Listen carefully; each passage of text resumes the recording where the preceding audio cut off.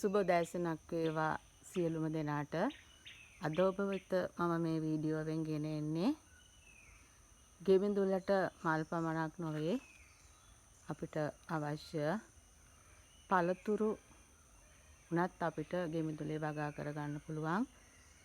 මේ ඔබ දකින්නේ මගේ ගෙබිඳුලේ තියෙන දෙලුම් ගහක්. ඔබ දකිනවා ඇති මේ දෙලුම් ගහේ මේ දවස්වල මල් පිපිලා තියෙනවා. ඒ වගේම දෙලුම් ගෙඩි මේ ආකාරයට හටගෙන තියෙනවා. දෙලුම් කියන්නේ අපිට ඉතා පෝෂණීය පළතුරක්. නිරෝගී භාවයටත් විවිධ ලෙඩ රෝග සමනය කරන්නටත් ආයුර්වේද ක්‍රමයේ හැටියට දෙලුම් බොහෝ දුරට උපකාරී වෙනවා. දෙලුම් ජුස දවසකට දෙලුම් ජුස වීදුරුවක් පානය කරන්න තියෙනවා නම් සිරුරට ඉතාමත්ම ගුණදායකයි.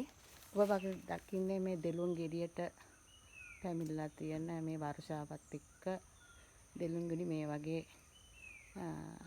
නරක් වීමට පටන්ගෙන තියෙනවා. මේක ලෙඩක්. සමහර විට පළතුරු මැස්සගේ හානියක්ද දන්නේ නැහැ. කොහොම වුණත් වර්ෂා කාලෙට මේ දෙලුම් වලට බොහෝ හානි සිදු වෙනවා. ඉතින් දෙලුම් පමණක් නොවේ මගේ ගෙමිදුලේ ඒ දෙලුම් ගහ යට මම මේ ආකාරයට ඇන්තූරියම් වගා කරගෙන තියෙනවා. ඔබ දකින්නේ ඇන්තූරියම්. ඒ වගේම මගේ අඹ ගහ මේක අල්පොන්සු අඹ පැලයක්. මං හිතන්නේ දැන් මේ ගහට අවුරුදු 3ක් විතර ඇති. දැන් මල් හට ගන්න කිට්ටුවක තියෙන මං හිතන්නේ ළඟදීම මල් හටගෙන මට පරදාව ලබා දෙයි. ඊළඟට ඒ ගහ යට වුණත් මම මේ වගේ අලංකාර ලෙස ඇන්තූරියම් වගා කරගෙන තියෙනවා. ඊළඟට ඔබ මේ දකින්නේ මගේ ගේ මිදුලේ ඉස්සරහා තියෙන පොල් පැලයක්. මේ පොල් පැලේට දැන් අවුරුදු 4ක් විතර ඇති. පොල් ගහේ උස මං හිතන්නේ අඩි 4ක් විතර ඇති. මේ වගේ පොල් පළදාවක් මට ලබා දීලා තියෙනවා. ඇත්තට මේ දවස්වල පොල් ගෙඩිය රුපියල් 200යි 280යි. ඔබටත් ඇති මේ වගේ කුඩා බිම් ප්‍රමාණයක්. ඒ බිම් ප්‍රමාණය වුවද අපිට හැකියාව තියෙනවා මේ වගේ පොල් පැලයක් හදාගන්න. මෙන්න ඔබ දකින්නේ පොල් අඩි 4ක් විතර උස ගහක. මං හිතන්නේ මේ ඔක්කොටම මම ඊට ඉස්සරින් මීමැසි ජනපද ගැන කතා කරා.